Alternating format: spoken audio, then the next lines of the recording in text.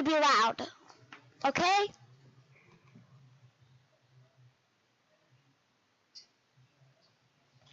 I can still hear you.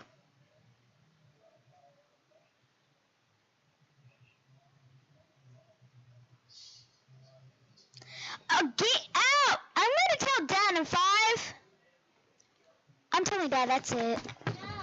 Then get out and go watch TV. Quiet. There's no TV now. No, I can still hear you if it's doing that. Now get out. Go watch TV. Leave me alone. You got 5 seconds before Boogeyman kicks out. Oh, Boogeyman! Yeah, go. Hey guys, what's up? We're gonna read a book named Barely Clearly, Mitch and Amy. These twins have nothing in common except a common enemy. Hold on, give me a minute.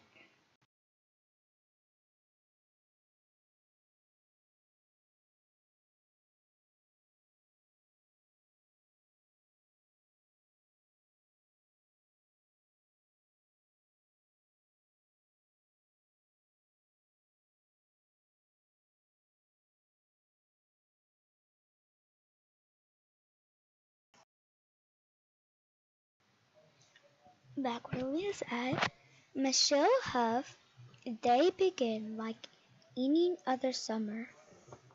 Day with a scramble with his twin sister Amy. At breakfast, Amy grabbed a cereal box top and said, I'm going to send away for this plastic harmonica. That looks like an ear of a corn. Oh no, you don't, said Michelle. It's my turn. Get the box top. It is not, said Amy. You got the last one, but it isn't. But it wasn't a good box top, said Mitchell. How come you get all the good box top? I don't, said Amy. You sent away for the pinometer. Yes, but it broke the first time I used it, said Michelle. That wasn't my fault, said Amy.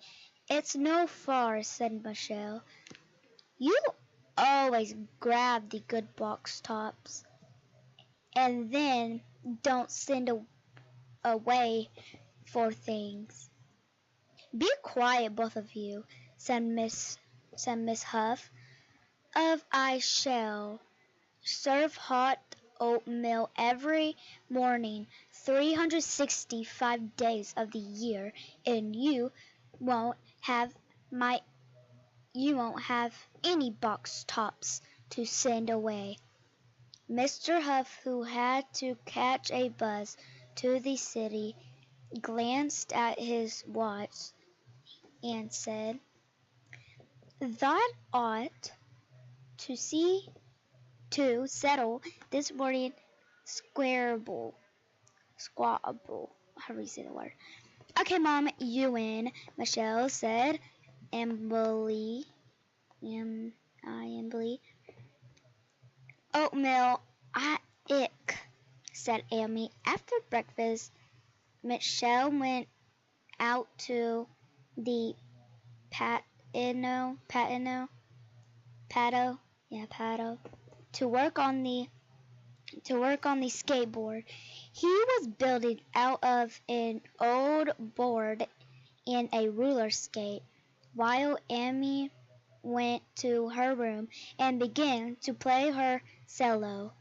That's funny, thought Michelle, sawing the board in two. Nobody told her to practice. There was something familiar, whatever, about this catchy tune his sister was playing, and Michelle grinned when he recognized that it was not. her lesson but the music from a television commercial. That's Amy! In a few minutes, the cello was silent, but Amy's tune rang through Michelle's head half the morning.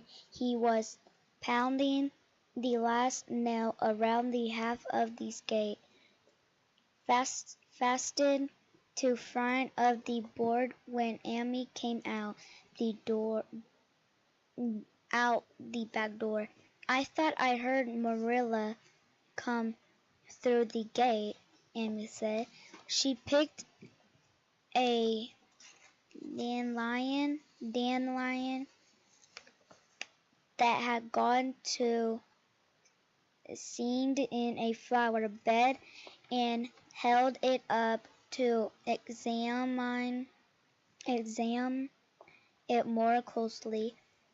Pitchell, I said it right, Pitchell gave the nail a final bang with the hammer and sat back on his heels, waiting for Amy to say something about his skateboard. But Amy was looking at the ball of a dandelion fluff as if she found it a thing of magic, and while Pitchell watched, she closed her eyes to make a wish. Miss Pitchell looked at his sister standing there in her play clothes, with her knees brushed, her hair brown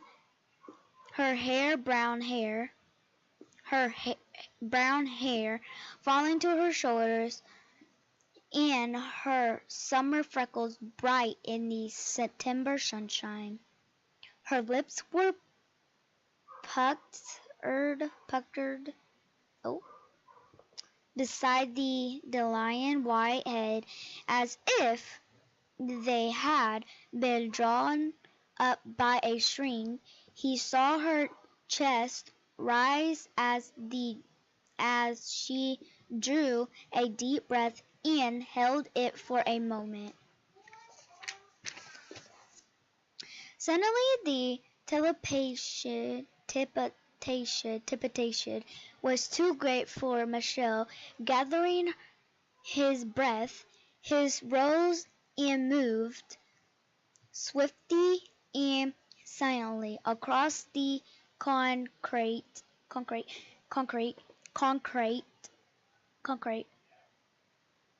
on his rubber soles. Woof! Michelle blew as hoof, not bloof. Michelle blew as hard as he could,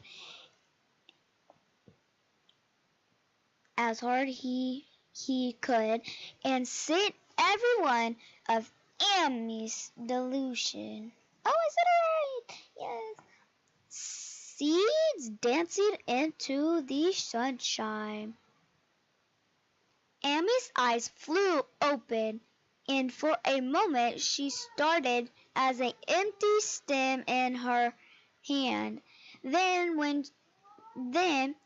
with a yell of rage, she flung in onto the piano.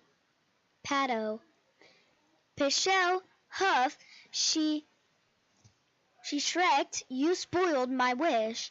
I will get you for this." There was nothing dreamy about Amy as she began to chase Michelle around and around the patio. They went, sneakers pounding up on their bench and down on the concrete. I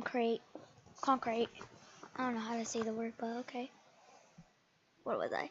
Again, Michelle ducking inside, stepping Amy in, always managing to stay just out of her grasp. "You disabled!" cried Amy, who already read on the fifth grade level or even higher. I thought she was about to enter the 4th grade. Mitchell felt his sister's fingers on the shirt and jerked away. Around and around they went, and as they grew short of a breath, they both began to laugh. Miss Huff opened the back door and stepped into.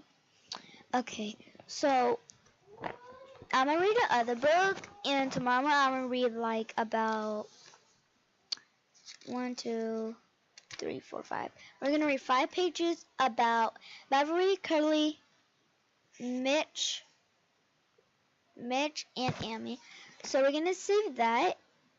Next, we're gonna read let's see. So I have Captain Underpants and Staircase Mystery. So we're gonna do Captain Underpants, and I don't know what page I am on right now. Then after that, we can read about a little bit pages about Staircase Mystery. Okay, now in full color, Captain Underpants and the Big Bad Battle of the Bionic Booger Boy. Part 1, The Night of the Nasty Sortrel Nuggets. Kind of funny. So I am on page... I really didn't save it. Shh.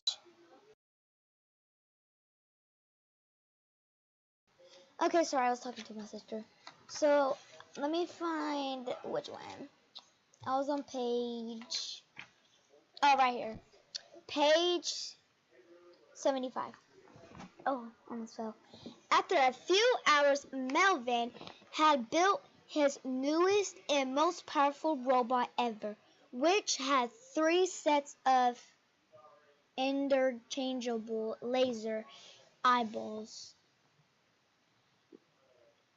Macro hydraulic jump-atronic legs.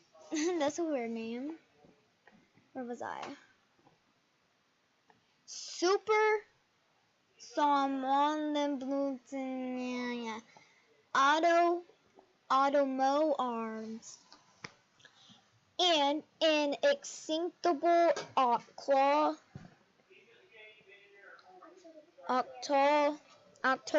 rib cage, and was powered by 3 separate twin turbo 9000 CP5 Kung Fu, I think that's like a song. Temptation, I don't know how to skip the words. Annealing process, which were all built into a virtually indestructible flexocomic. We're just gonna skip that side actually. That ought to do the trick, said Melvin, whipping his nose on a tissue. Now all I have to do is a achoo! Combine my body with the bionic robot, and I shall be most powerful boy who achoo ever lived.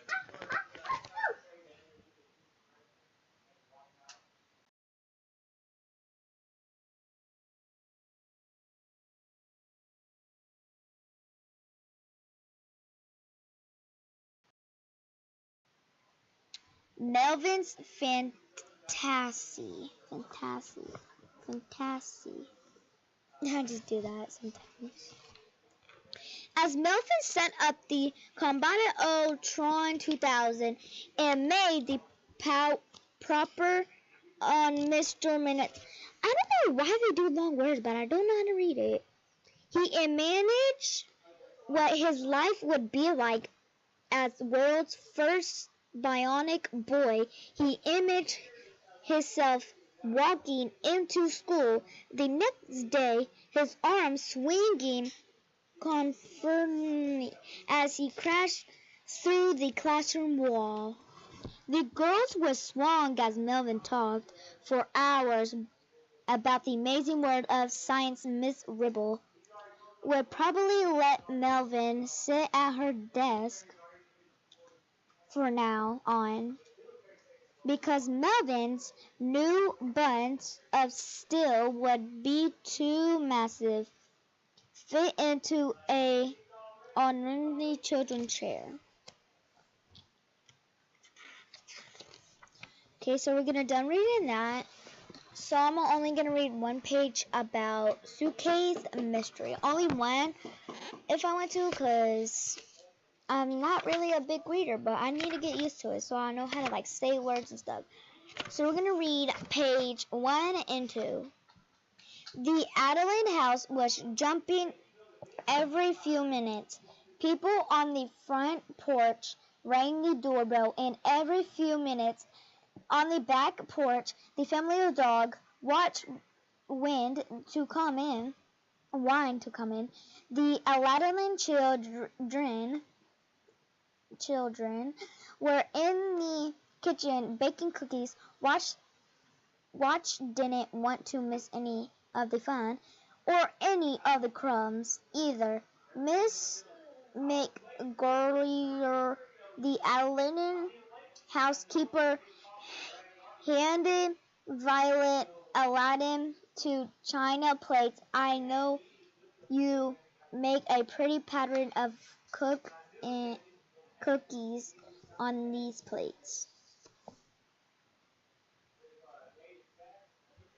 Okay, so we're done with that.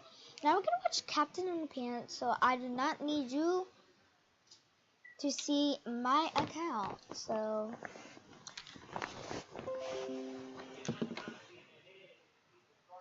I don't need you stalking me. So I'll be right back. Cause do you want people stalking at your door? No. So I'll be right back. So.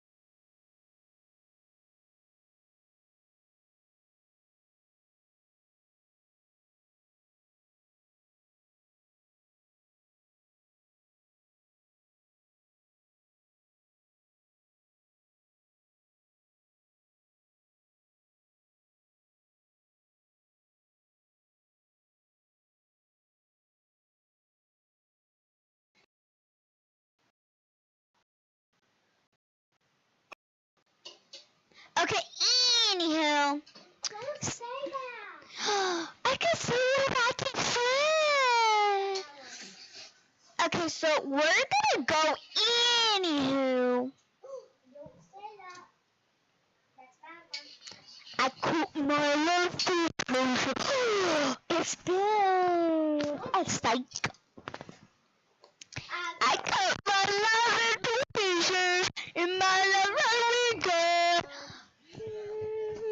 No breathing. I'm driving, so I need you to shut up. I cooked my love into pieces.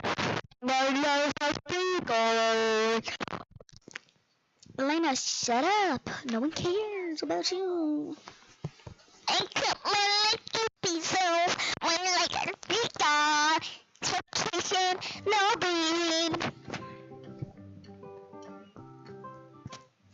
Okay, okay. Okay, if you're really, why are you backshot everybody go about dreams? Stop backshooting. I cut my little pieces because they pretty. Dot. Weirdos. I cut my life